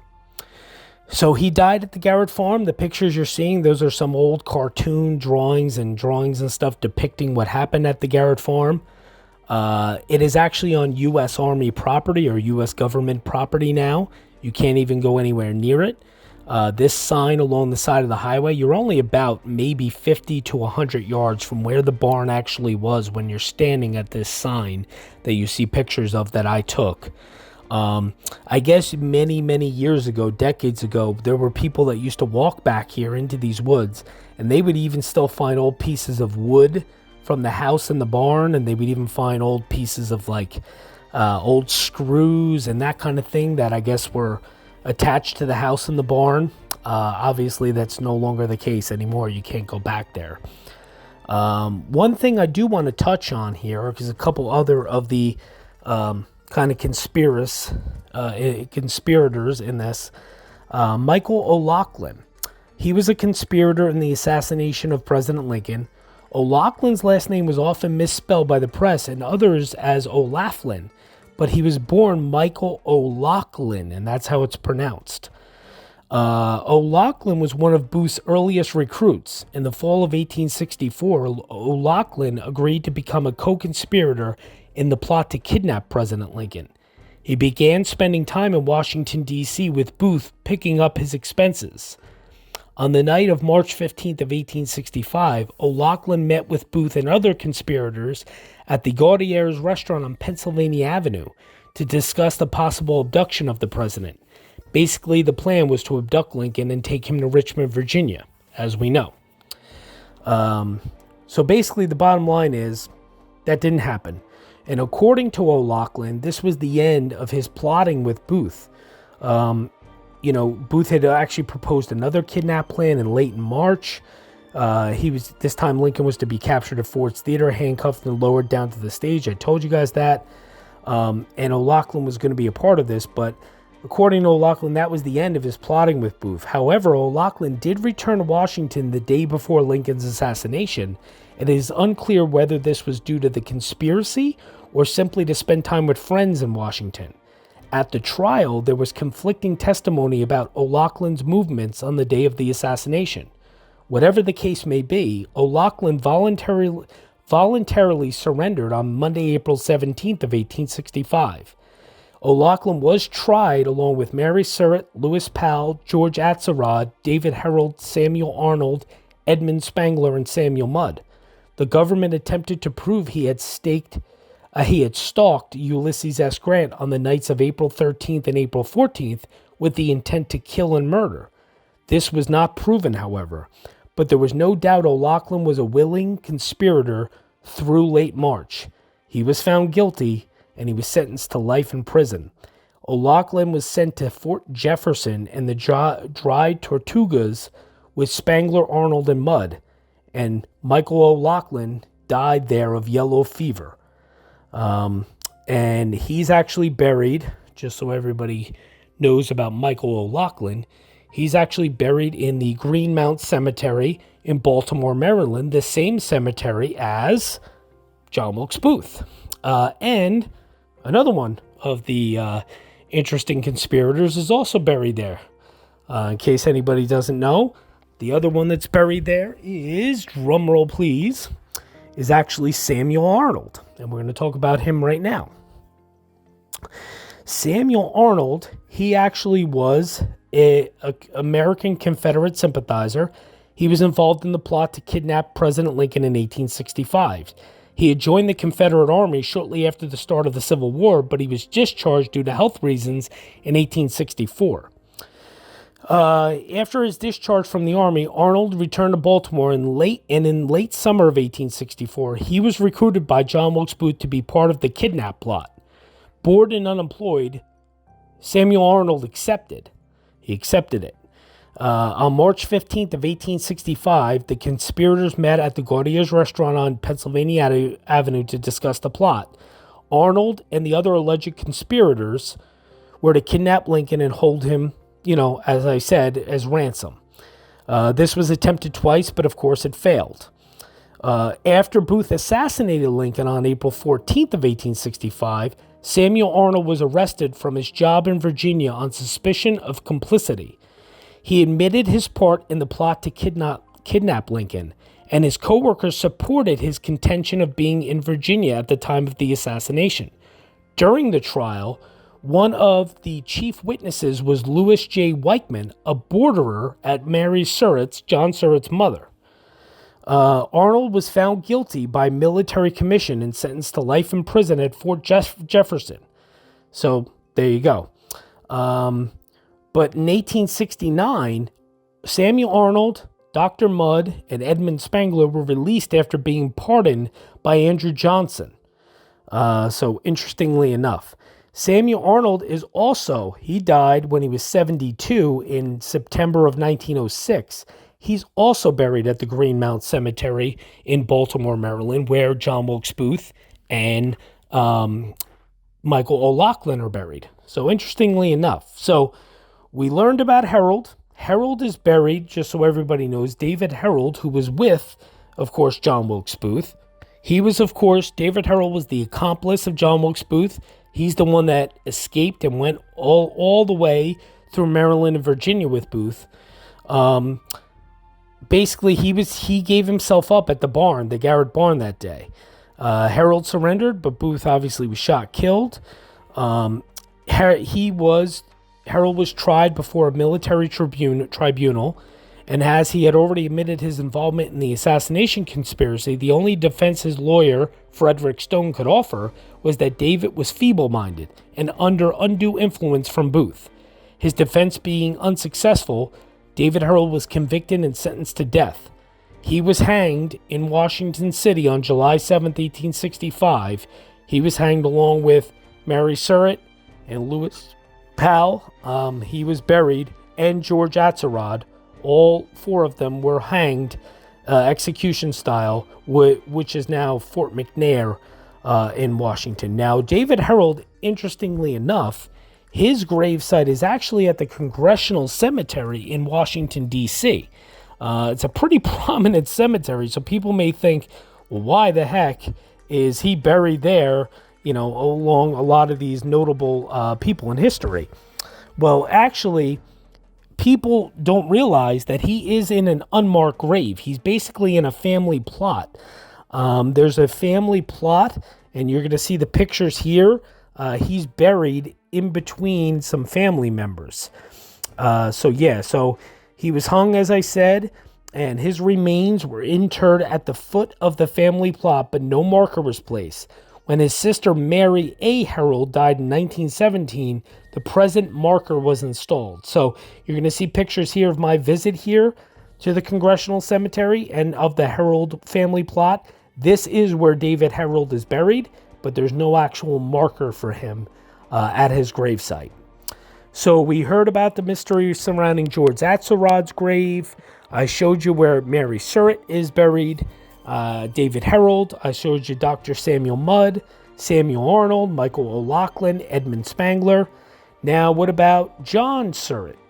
John Surratt, he was accused of plotting with John Wilkes Booth to kidnap Lincoln. He was also suspected of involvement in the assassination. John's mother, Mary Surratt, was convicted of conspiracy, and she was hanged by the U.S. government. She owned the boarding house that the conspirators used as a safe house and to plot the scheme.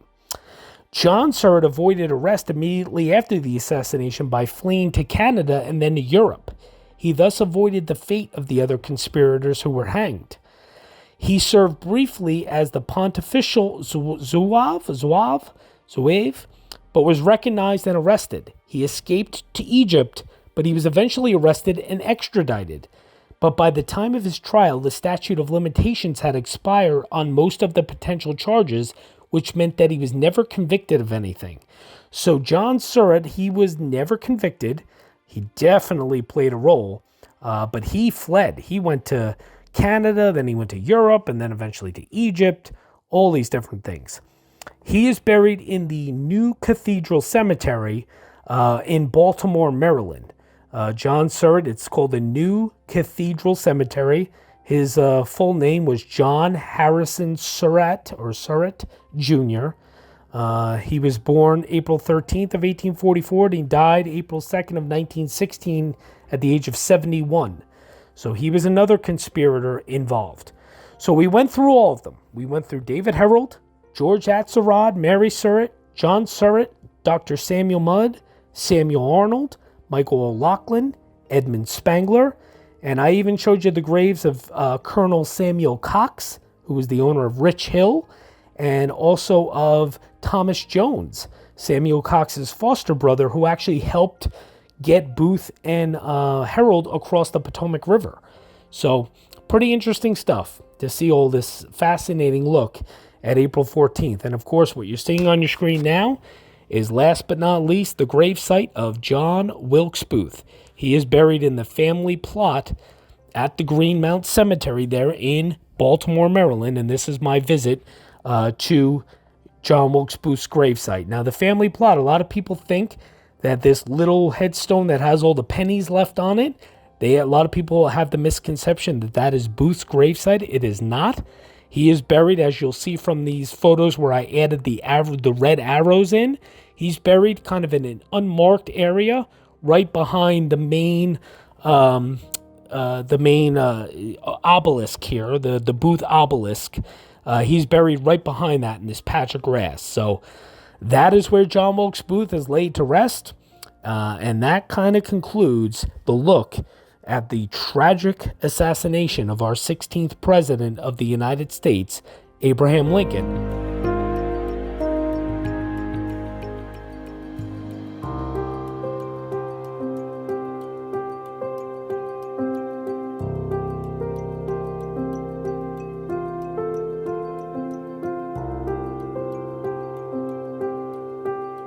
Lincoln that took place on April 14th of 1865. I hope you enjoyed this. I know a lot of it was just kind of going along the escape route of Booth and also just kind of seeing some of the grave sites. That's what we do here at Dead History, as you know, of a lot of these conspirators and people that were involved in the Lincoln assassination in one way or another. I hope you enjoyed this look. And thanks. I know this was a pretty long video, but I hope it was entertaining and informative for everybody. Thanks for checking in. Stay tuned. This week we'll still be releasing our next presidential series videos, which will of course be the 22nd and the 24th President of the United States, Grover Cleveland. So stay tuned for them. Thanks for checking in, guys. Bye-bye now.